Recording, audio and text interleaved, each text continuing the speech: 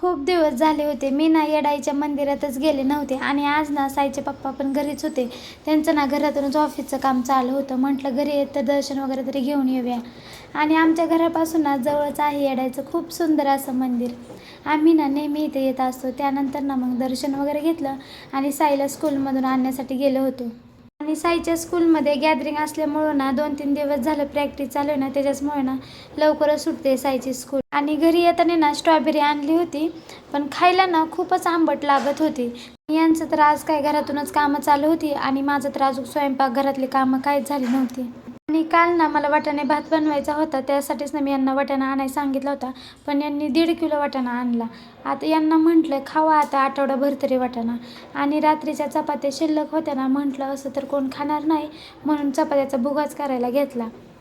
चपात्याचा भुगा बनवायसाठी ना मी तेलामध्ये जिरी मोहरी टाकून कांदा हिरवी मिरची टाकली आणि वाटाणा टाकून ना मस्त असं परतून घेतलं.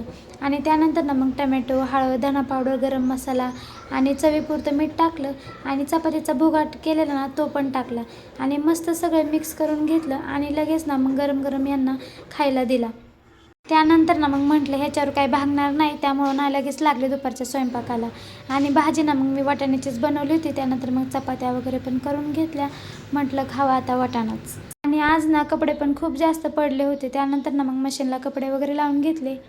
आणि आज ना माझी कामं एकदम निवांत चालू होती. त्यानंतर ना मग थोडे भांडे पण होते, ते पण घासून घेतले. त्यानंतर ना मग खूप जोराची भूक पण लागली होती कामं करून करून. आणि साईला भात केला होता मी खिचडी भात, तोच मग थोडासा खाऊन घेतला. आणि आजपासून ना मला प्रेग्नेन्सीचा 7वा महिना संपून 8वा महिना चालू झालेला आहे. आणि कसं जातात ना प्रेग्नेन्सीतले दिवस कळतही नाहीत. आणि व्हिडिओ जर आवडला असेल तर लाईक अँड कमेंट करायला विसरू नका. भेटूया अशाच एका नवीन ब्लॉगमध्ये. Bye bye.